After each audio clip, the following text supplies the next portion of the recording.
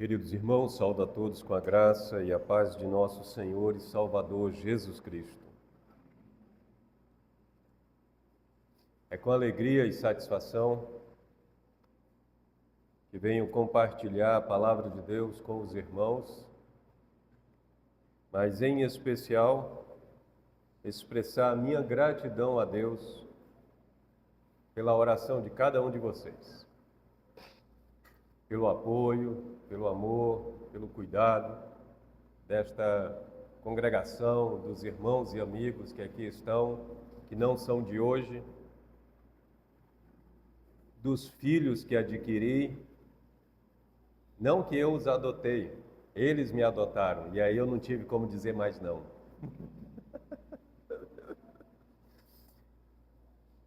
Uma grande família que Deus me deu, caminhou conosco estes dias difíceis que passamos.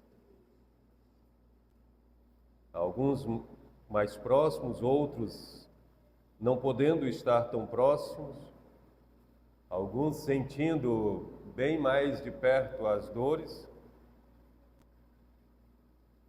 chorando conosco e orando por nós, mas chegamos ao fim. Encerrou, e agora é possível retornar à caminhada, ou melhor ainda, dar continuidade à caminhada, depois de um processo de restauração. Não tenho palavras para agradecer aos irmãos.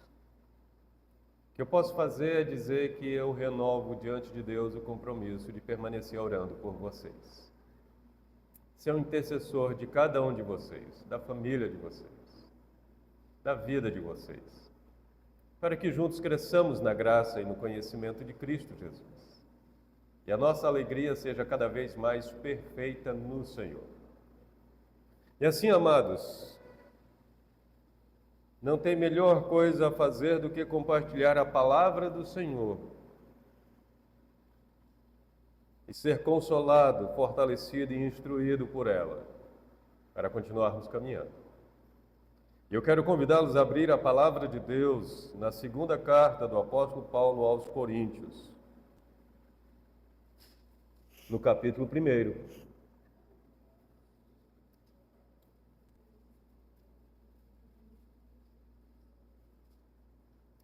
Segunda carta do apóstolo Paulo aos Coríntios, capítulo 1, a leitura será do verso 1 ao verso 7.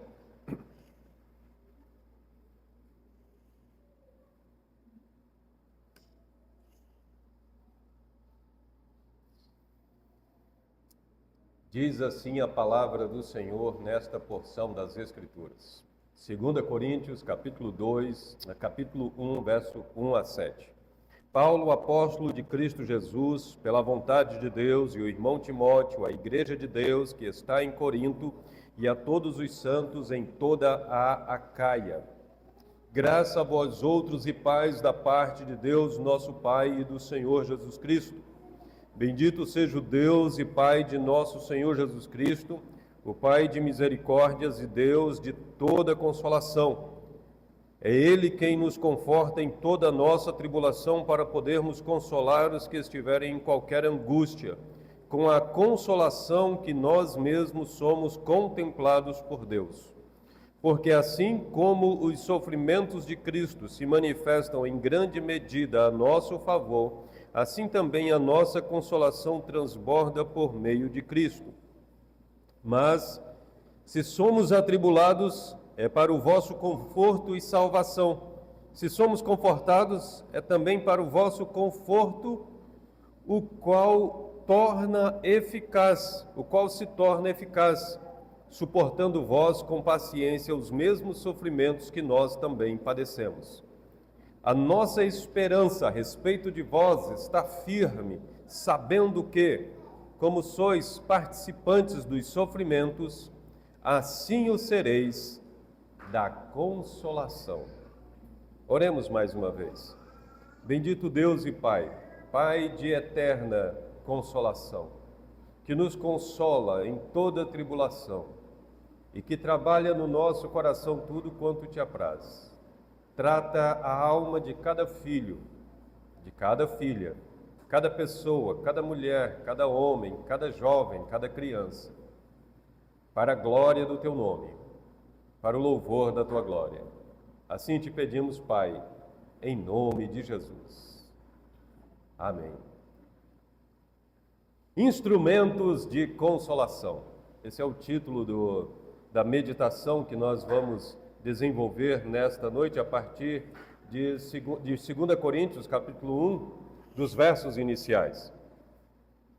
Não me deterei nos versos 1 e 2, onde Paulo faz a apresentação dele e o endereçamento para quem segue a carta, e seguiremos dos versos 3 a 7 especificamente. Mas para tratar destes versículos, quero começar com uma pergunta muito simples, mas também provocativa, e chama você para uma análise honesta de si mesmo. O que você pensa, ou o que você faz, ou como você age quando chega o sofrimento na sua vida? O que você pensa, o que você faz, o que você acha quando o sofrimento bate na sua porta, entra na sua alma e afeta o seu corpo? A maioria de nós, os primeiros pensamentos que nos vêm à cabeça, na maioria das vezes, é: Deus está me disciplinando. Algo está errado na minha vida. Será que estou fora da vontade de Deus? Sendo sincero, estes são os primeiros pensamentos que nos vêm. Estas são as primeiras coisas que a nossa consciência ou o nosso coração traz. Quando a dor aperta, a tendência do nosso coração não é confiar, é questionar e muitas das vezes depois desconfiar. E isso não é novo, isso não é só com você, não é só comigo, não é só conosco e não é só de agora. A igreja de Corinto também estava passando por isso. Eles olhavam para a vida do apóstolo Paulo e viam um homem cheio de aflições, perseguições e fraquezas. E assim, orientados por falsos mestres, eles estavam sendo conduzidos a uma conclusão muito perigosa. E que conclusão era essa? Se ele sofre tanto, talvez seja porque não é um verdadeiro apóstolo. E você percebe o problema com essa conclusão? Eles tinham uma teologia distorcida sobre o sofrimento. Associavam o sofrimento com fracasso e associavam o sucesso com a aprovação de Deus. Esta é a síntese desse tipo de pensamento. Em outras palavras, aqueles irmãos na igreja de Corinto, por eles mesmos e por alguns falsos profetas que estavam, ou falsos apóstolos que estavam entre eles, eles estavam desenvolvendo um pensamento que eles queriam: vitória sem luta, paz sem conflito, consolo sem dor. Mas isso não é o Evangelho. O Evangelho não caminha assim. Não é esta a proposta que Deus nos deu. E é neste cenário onde a igreja está passando por esta situação com relação ao apóstolo Paulo e algumas coisas dentro dela, com a presença de falsos apóstolos e falsos profetas, que ele escreve esta carta. E a segunda carta não é uma carta fria, teórica ou distante das pessoas. Muito pelo contrário, se você parar para ler a segunda carta do apóstolo Paulo aos Coríntios, você vai encontrar uma carta bastante emotiva, muito pastoral, e aonde o seu autor espreme muitas feridas dolorosas dele e dos seus ouvintes. Por quê? Porque na carta Paulo vai mostrar que estão atacando a autoridade apostólica dele. Paulo vai mostrar que tem erros doutrinários dentro da igreja. Paulo vai falar que a presença dos falsos mestres e da ausência de amadurecimento no Evangelho e o entendimento correto da doutrina está levando a igreja a pecados graves. E assim, 2 Coríntios é a carta de um pastor ferido, escrevendo para um povo que ama, mas que começou a duvidar dele e o pior, começou a duvidar do próprio Evangelho. Começou a duvidar da mensagem da cruz. Se você estivesse no lugar do apóstolo Paulo, tendo que falar com o povo que estava apresentando todas estas características, por onde você começaria? O que você começaria a tratar? O que você começaria a falar? O que você escolheria como a primeira coisa? Ou o que você avaliaria como seria a primeira coisa para começar a tratar, para desenvolver o tratamento de tantas coisas que estavam ocorrendo naquela igreja? Você ia começar defendendo a sua autoridade, a autoridade que Deus lhe deu. Você ia começar combatendo os erros. Você ia começar combatendo os pecados. Você ia começar apresentando o seu testemunho pessoal. Por onde você começaria? A maioria das pessoas talvez escolheria alguns desses caminhos sugeridos para começar a tratar os problemas lá dentro da igreja. Mas Paulo não segue esse caminho. Paulo começa por um outro caminho. E você percebeu o caminho que ele começou? Paulo começa com: bendito seja o Deus e Pai de nosso Senhor Jesus Cristo, o Pai de misericórdias e Deus de toda consolação. Por quê? Por que começar falando de consolo? Por que falar de consolo antes de corrigir o comportamento, antes de corrigir o pensamento, antes de corrigir a doutrina? Porque os coríntios precisavam reaprender algo fundamental: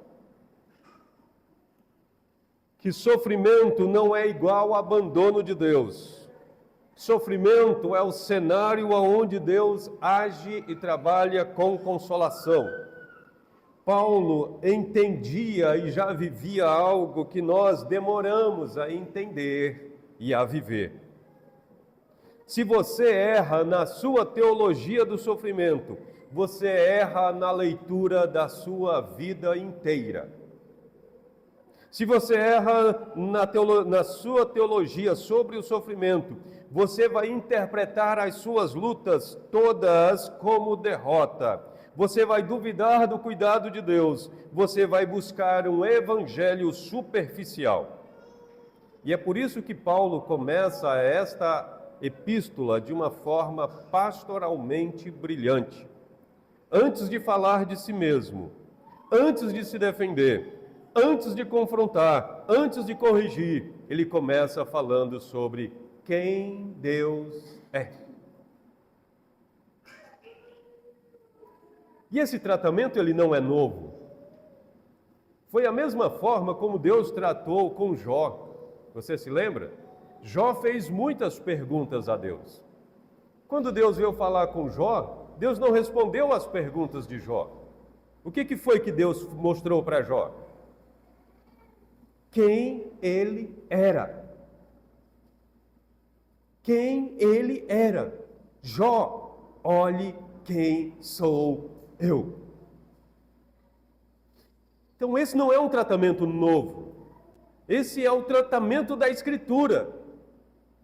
Esse é o tratamento de Deus para com seus filhos. Paulo então vai falar sobre quem Deus é. E ele vai apresentar o Deus que é Pai de misericórdias, Deus de toda consolação e Deus que age no meio da tribulação. E mais do que isso, Paulo também vai mostrar que o sofrimento dele, aquele sofrimento que estava escandalizando os coríntios, era exatamente o meio que Deus estava usando para abençoar a igreja e promover salvação. E isso muda tudo, pois a partir de uma percepção dessa do Evangelho, a partir de uma percepção dessa da vida e do que acontece conosco, o sofrimento deixa de ser desperdício e o consolo deixa de ser algo individual, só voltado para mim, e a vida cristã deixa de ser centrada em conforto particular. E aqui entra uma frase que certamente você já encontrou inúmeras vezes nas declarações do reverendo Hernandes Dias Lopes. Deus não desperdiça sofrimento na vida do seu povo. Ele transforma sofrimento em instrumento, consolo em ministério e fraqueza em testemunho.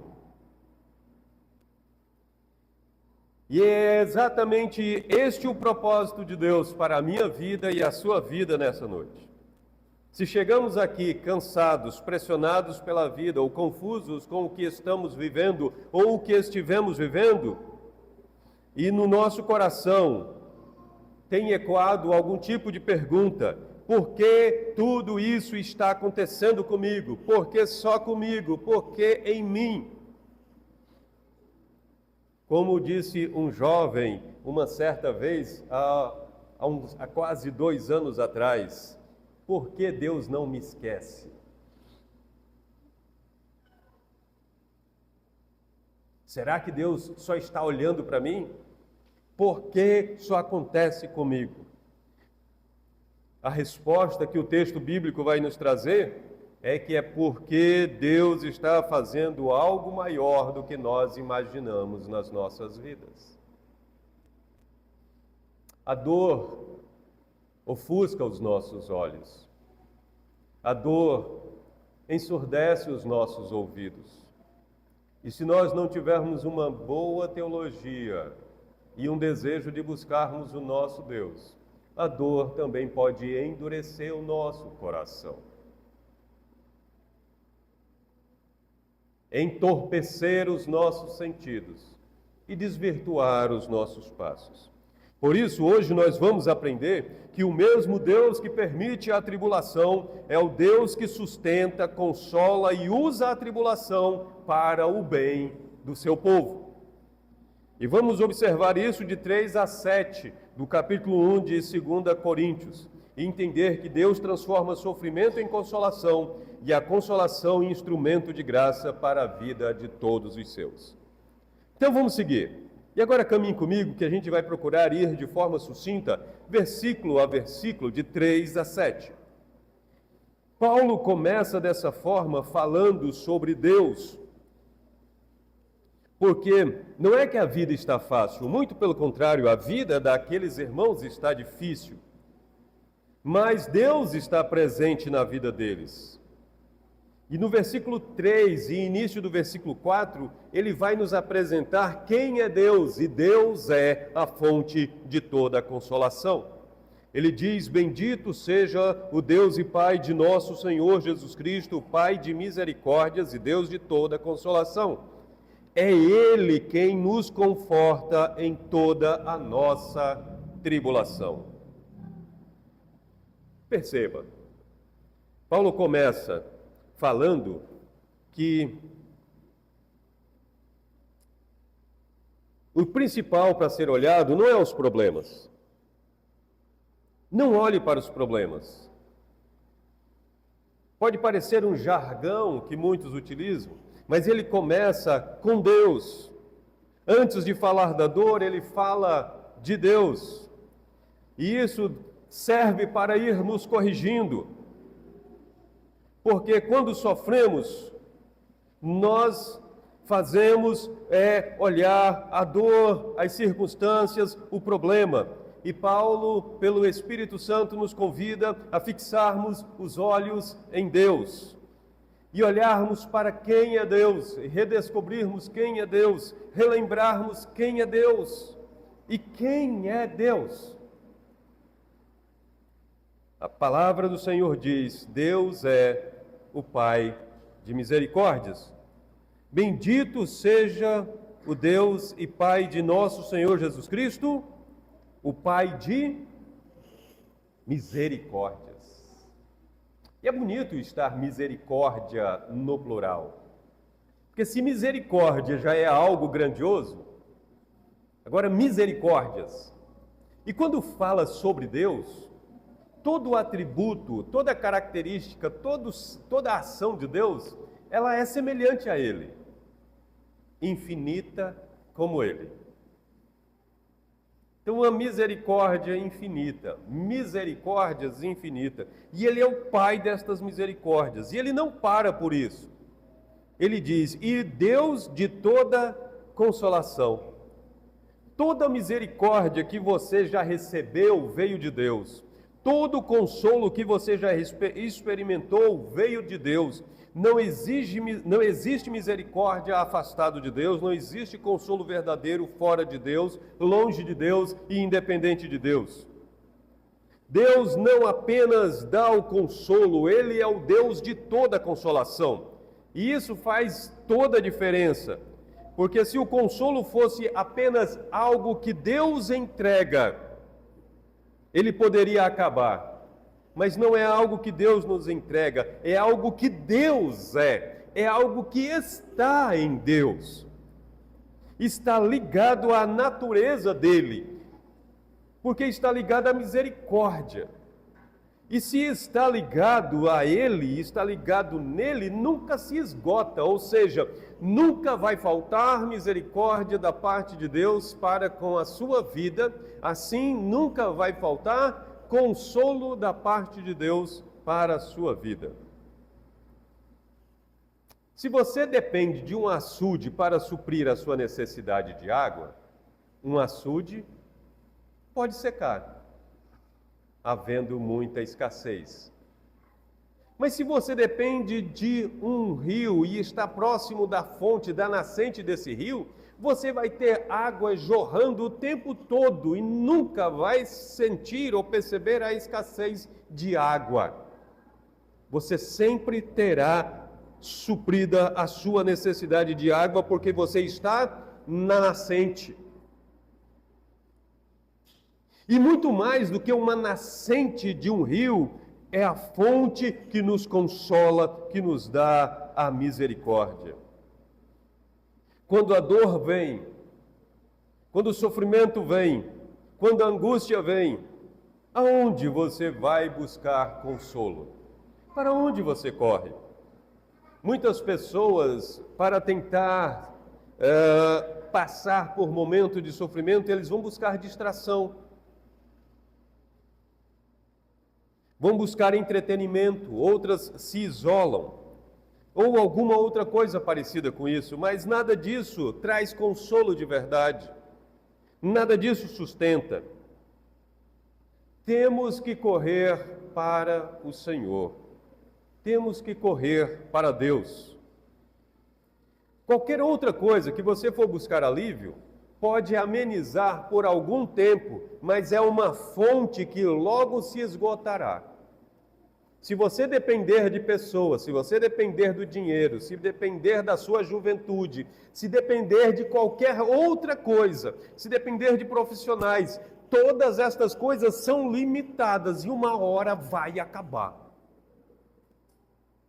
Deus é a fonte inesgotável de consolo. E Ele é o Pai de todo consolo. E é por isso que nós devemos ir sempre para Ele e nunca deixar de buscar nele.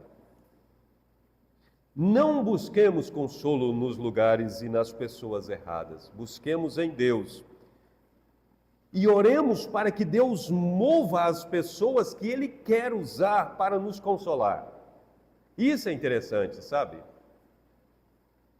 Porque nesse período de angústias e aflições que eu e a minha família passamos, as fontes que Deus usou para nos consolar foram as fontes de onde muitas das vezes nós não esperaríamos consolo.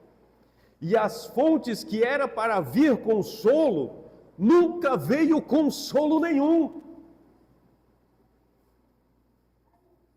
E se fosse depender de fontes limitadas, não seríamos consolados.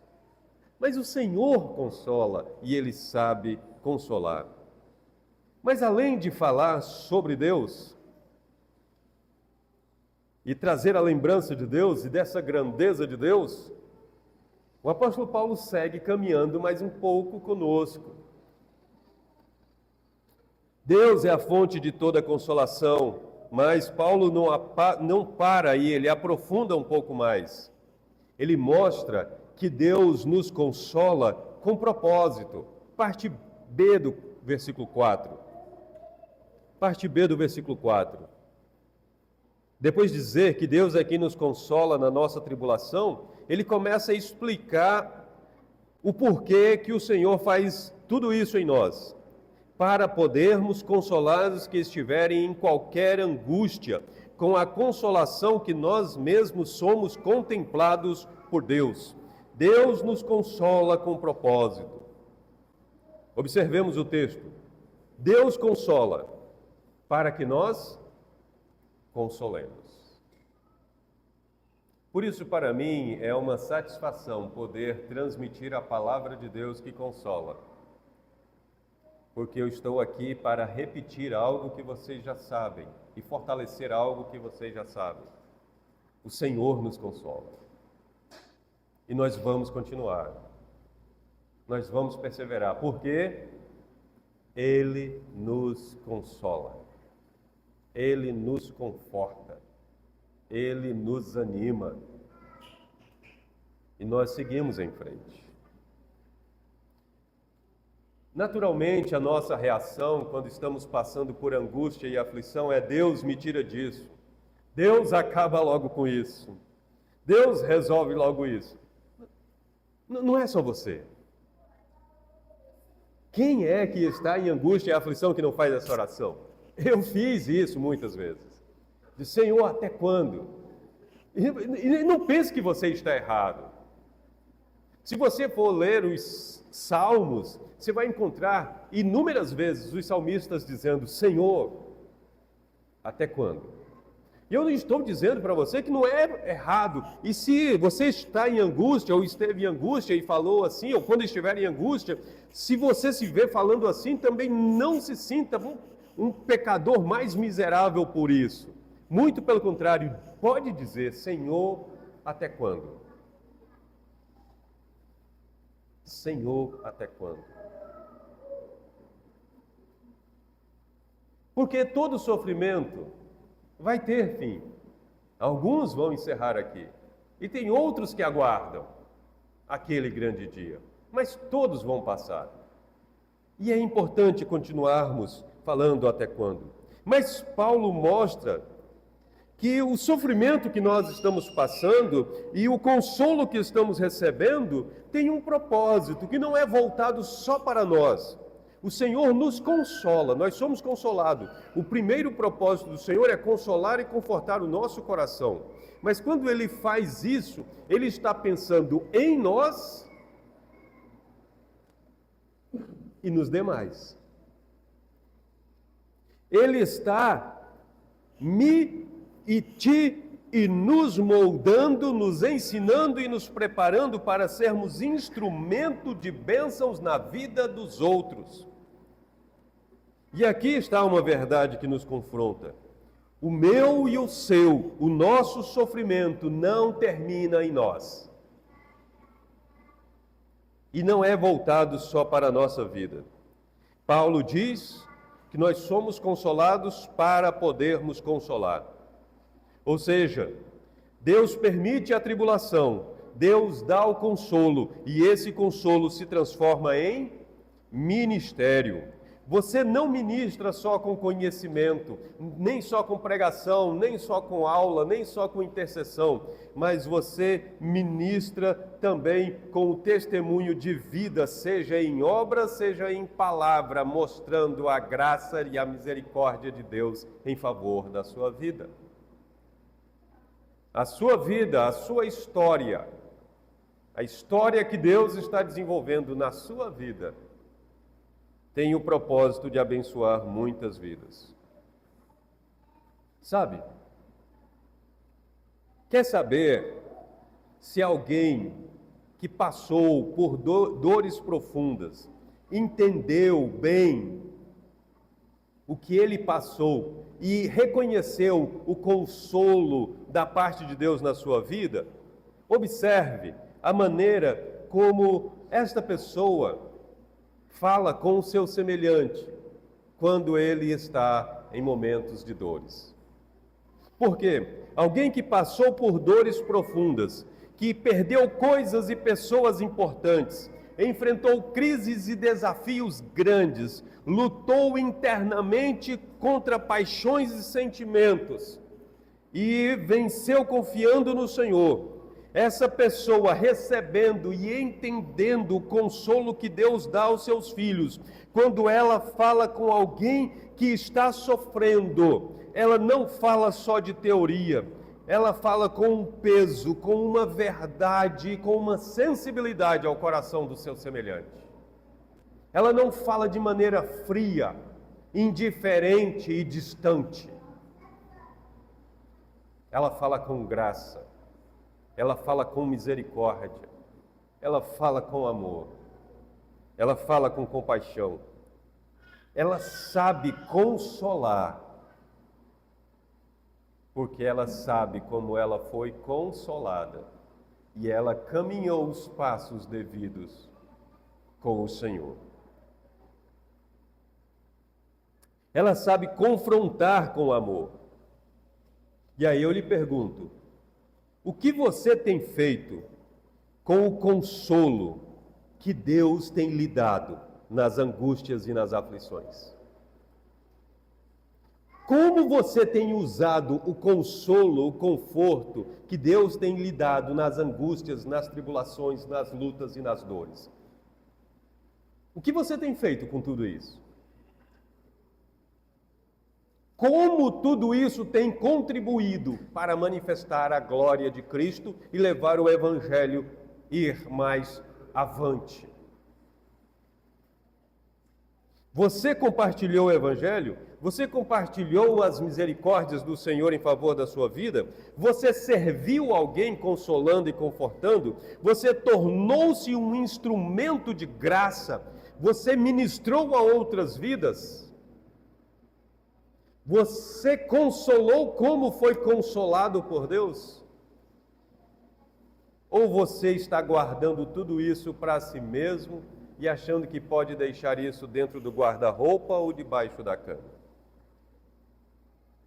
Por que você que tem recebido tanto consolo não o transmite e não o usa para a glória de Deus?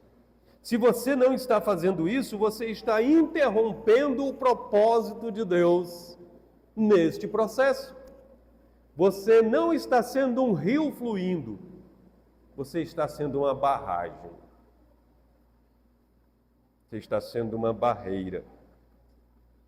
Se você só quer ser consolado, mas não quer consolar, talvez você ainda não entendeu o Evangelho. Porque Deus apenas não nos sustenta na nossa dor, Ele nos transforma na dor em resposta para a dor de muitos outros, para que a sua glória resplandeça. E aí ele vai continuar. Sigamos. Por que a gente vai falar, ecoar as palavras do Espírito Santo e do apóstolo Paulo sobre este entendimento de consolo e de sofrimento? Versículo 5. Sofrimento e consolação caminham juntos em Cristo, diz o versículo 5. Porque assim como os sofrimentos de Cristo se manifestam em grande medida a nosso favor, assim também a nossa consolação transborda por meio de Cristo. Duas declarações são importantes nesses versículos. O assim como, o assim também. Paulo está mostrando uma conexão direta do sofrimento com o consolo. O sofrimento sobe, o consolo também sobe. Assim como, assim também. E é isso que nós precisamos entender corretamente. E Paulo está falando dos sofrimentos de Cristo.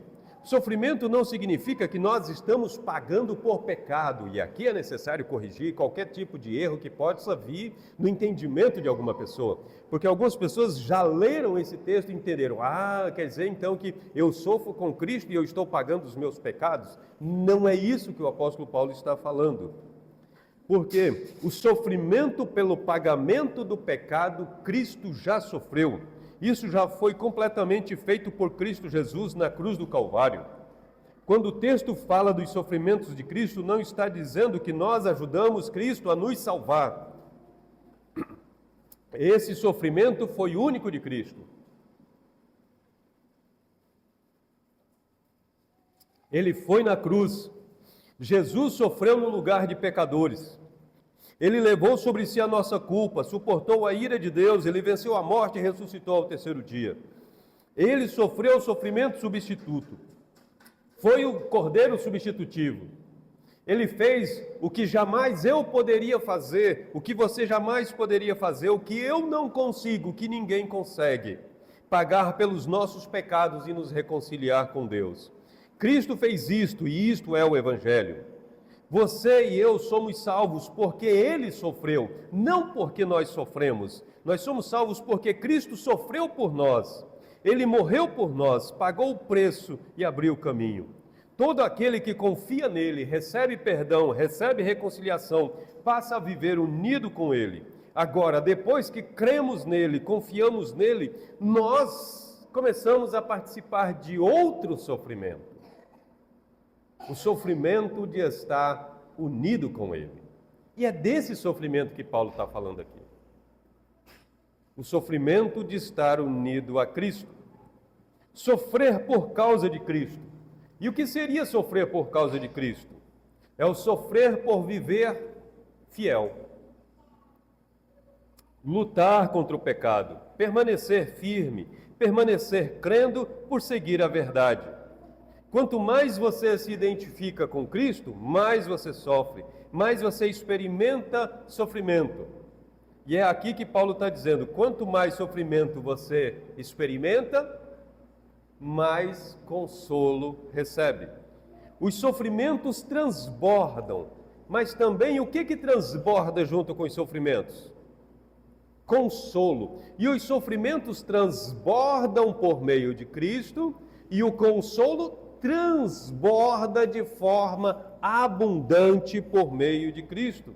Isso não é pouco. Paulo está falando de abundância. Deus não está apenas nos sustentando no limite, Ele está sustentando de forma eficiente, suficiente e abundante. Não existe sofrimento sem consolo, e não existe consolo sem sofrimento. Seriam como duas linhas, dois pontos lado a lado. Seria como as duas linhas do trem. O trem, para seguir, ele precisa das duas linhas. Assim, consolo e sofrimento são duas linhas andando lado a lado e precisam seguir sempre juntas. Muitos querem Cristo, mas querem Cristo sem sofrimento. Muitos querem a fé, mas querem a fé que não tenha nenhum custo. Muitos querem uma vida cristã, mas uma vida cristã sem renúncia. E isso não existe. Se você quer seguir a Cristo de verdade, vai ter que enfrentar a luta. Mas aqui está o encorajamento que Paulo coloca. Essa luta que nós vamos enfrentar nunca será uma luta sem o consolo de Cristo. Mas quando começa a falar desse jeito, o pensamento do nosso coração é: isso é difícil demais, isso é pesado demais. Sim, é difícil demais. Sim, é pesado demais. Mas esse peso, quem carrega não somos nós. Essa luta, quem luta não somos nós. Nós somos chamados a confiar naquele que luta por nós, que carrega o peso por nós. Nós somos chamados a viver pela fé. Não é pela nossa força, não é por força nem por violência, é pela fé, é por crer na palavra do Senhor, crer no poder do Senhor, crer no caráter do Senhor. Por quê? O mesmo Cristo que te conduz ao sofrimento é o Cristo que te sustenta dentro dele e te consola de forma abundante para tornar você instrumento do consolo que ele tem para outras pessoas. Mas Paulo não parou e ele ainda tem mais um passo para a gente seguir. Ele mostra que tanto o sofrimento quanto o consolo não são experiências isoladas. Isso tem um impacto na vida da igreja. Então tem a ver com eu servir outros, mas tem a ver também com a vida da igreja. Isso daqui é importante. para que, se eu sofro, se eu participo de dificuldades, eu não devo me isolar da igreja, dos irmãos em Cristo. Porque nós temos a tendência de, quando estamos sofrendo, nós nos afastamos, nos isolamos. Não, meu problema é só meu problema é meu e de mais ninguém. Ninguém tem a ver com o que eu estou passando. Paulo agora vai tratar-nos acerca desses tipos de pensamento. Seguindo no versículo 6, Deus usa a nossa dor para edificar outros, mas se somos atribulados é para vosso conforto e salvação. Olha só que coisa pesada. Nós somos confortados, nós somos atribulados, junto com essa tribulação também vem conforto, e quando a gente é confortado por estar passando por tribulação, esse conforto, ele que vem sobre nós, também tem o propósito de confortar outros, e não somente isso. Trazer o quê? Salvação. A tribulação que o Senhor permite vir sobre nós tem o propósito de levar o Evangelho avante. Ela tem um propósito evangelístico, tem um propósito de discipulado. Paulo está dizendo que tanto o sofrimento quanto o consolo dele está servindo à igreja, está servindo ao reino, e isto é forte, porque muda completamente a forma como enxergamos a vida. Minha dor é minha, meu sofrimento é meu, é só problema meu. Não, o meu sofrimento, a minha tribulação, ela tem um propósito para a edificação, para a evangelização, para o discipulado, para o avanço do reino. Se eu sofro, isso beneficia vocês. Se eu sou consolado, isso beneficia vocês. Se somos consolados, isso promove o Evangelho. Isso leva pessoas a serem convertidas e arrebanhadas, porque leva salvação. Em outras palavras, nada do que acontece conosco é desperdiçado por Deus. Deus não desperdiça nem nossa alegria, nem nossa tristeza. Deus não desperdiça um segundo, um instante das nossas vidas. Tudo que Ele permite acontecer conosco, tudo que Ele permite vir sobre nós, coopera para o nosso bem, para o bem da igreja e para o progresso do reino. É isso que Paulo está afirmando mais uma vez. Deus transforma as nossas experiências pessoais em impacto coletivo sobre a igreja e sobre aqueles que serão inseridos na igreja. O sofrimento de Paulo fortalece a fé da igreja, encoraja outros a perseverar. O consolo de Paulo sustenta os demais irmãos da igreja e ensina outros a confiarem no Senhor. Alguém que passou por uma grande prova de fé, que enfrentou dores e permaneceu firme, foi sustentado por Deus. Quando vê outro irmão passando e vencendo também, isso fortalece ainda mais a sua fé. Isso o leva a estar junto com o irmão para ajudá-lo a vencer juntos na fé. E quando estamos unidos uns aos outros, que as pessoas veem que aqueles que sofrem estão unidos, sofrendo junto e buscando juntos consolo e conforto e se fortalecendo mutuamente. Se eles porventura vierem passar por sofrimentos e perceber que estão sozinhos, eles buscarão aqueles que eles sabem que confortam os que estão aflitos.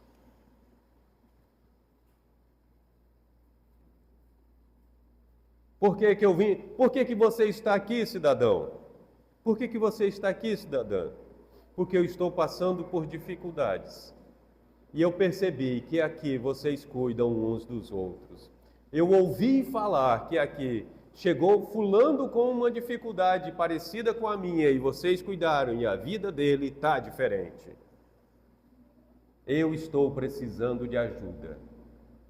E eu sei que aqui vocês ajudam. Eu estou precisando de um ouvido amigo. Eu preciso de alguém que ore por mim, que cuide de mim. e eu ouvi dizer que aqui vocês cuidam das pessoas.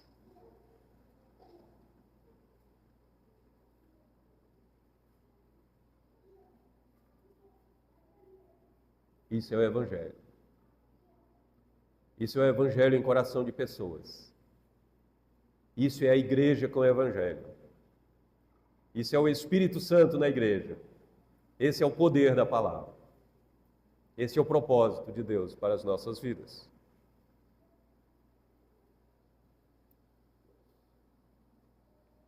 E aí eu pergunto a você: você tem permitido que Deus use a sua dor? Você tem permitido que Deus use o seu sofrimento? Ou você se fecha, se isola, evita se envolver com os outros? Por que você se fecha? Por que você se isola? Com esse tipo de atitude, você impede que outros sejam edificados através da sua vida. Se você quer viver uma fé confortável, essa não é a fé que o Espírito Santo concede. Se você quer viver só uma fé confortável, você nunca experimentará o consolo sobrenatural que vem de Deus e que anima as pessoas a andarem firmes e fortes, perseverarem em circunstâncias, em situações aonde as pessoas sem o Espírito jamais conseguem continuar. Como vocês suportam estas coisas? Como vocês conseguem continuar cantando, orando, louvando, sorrindo, passando por tantas coisas? O mundo olha isso e se pergunta, mas pergunta porque não sabe que aquele que habita em nós é maior do que o que está no mundo. Deus transforma a minha e a sua dor em instrumento para a edificação da igreja. E aí, não vem desespero, não vem confusão. Sabe o que vem? Esperança firme, versículo 7. A nossa esperança a respeito de vós está firme, sabendo que como sois participantes dos sofrimentos, assim também o sereis da consolação.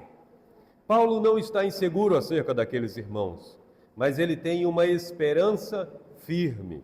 Não é uma esperança emocional, instável, baseada em circunstâncias. É uma esperança consolidada, é uma certeza. A esperança que Paulo tem no coração é a esperança que vem de Deus, plantada por Deus, e essa esperança com relação àqueles que eles perseverarão também, serão consolados, não desistirão, manterão-se firmes, porque a consolação com que Paulo tem recebido, eles também serão consolados, e ao serem consolados, eles continuarão sendo testemunhas. E essa esperança, que é a viva esperança, é o que nos dá certeza de que somos de Deus, continuaremos com Deus, perseveraremos no seu santo caminho, e um dia habitaremos para sempre com Ele, no novo céu e na nova terra. Essa esperança firme é a certeza de que saber que há noites longas, mas as noites não são eternas. Sempre virá um novo dia. As nuvens podem ofuscar o sol por algum tempo, mas não podem ofuscar o sol por muito tempo. A esperança é certa. O sol continua brilhando acima das nuvens. E nós sabemos disso. E logo o vento vai tirar as nuvens e nós vamos voltar a ver o sol. A mesma certeza do sofrimento é a certeza do consolo, e a certeza do consolo firma a esperança no nosso coração. Deus não desperdiça o sofrimento do seu povo. O que Paulo está colocando aqui para a gente é que ele consola, sustenta, transforma e usa tudo isso para o bem da igreja, para o progresso do evangelho, para o avanço do reino. Então, Eu quero concluir repetindo a mesma pergunta que eu já fiz. E você tem que responder o que você está fazendo com o consolo que Deus está lhe dando nas angústias e na tribulação. Você está tentando fugir da dor? Ou está permitindo que Deus trabalhe nela na sua vida? Você está buscando consolo em Deus ou está buscando substitutos? Você está sendo instrumento na vida de outros ou está se fechando em si mesmo? Deus quer trazer alívio para você e quer usar você para trazer alívio a outras pessoas. A tribulação, a angústia, o sofrimento na minha vida e na sua não é sem sentido, não é sem propósito. É para que o Evangelho continue mostrando-se poderoso e eficaz nas nossas vidas. Que Deus em Cristo Jesus aplique sua palavra em nossos corações. Amém. Senhor, te damos graças, porque é o Senhor quem nos sustenta. Por tua graça e misericórdias, tu que és o Pai das misericórdias e consolações, tens demonstrado misericórdia e consolação para com cada um de nós. E agora ajuda-nos a usarmos da forma devida toda a consolação que temos recebido para consolarmos uns aos outros e para anunciarmos o Evangelho àqueles que o Senhor está chamando para a salvação. Que as nossas vidas sejam um testemunho vivo desta consolação para a tua santa e bendita glória. Assim te pedimos, Pai, em nome de Jesus. Amém.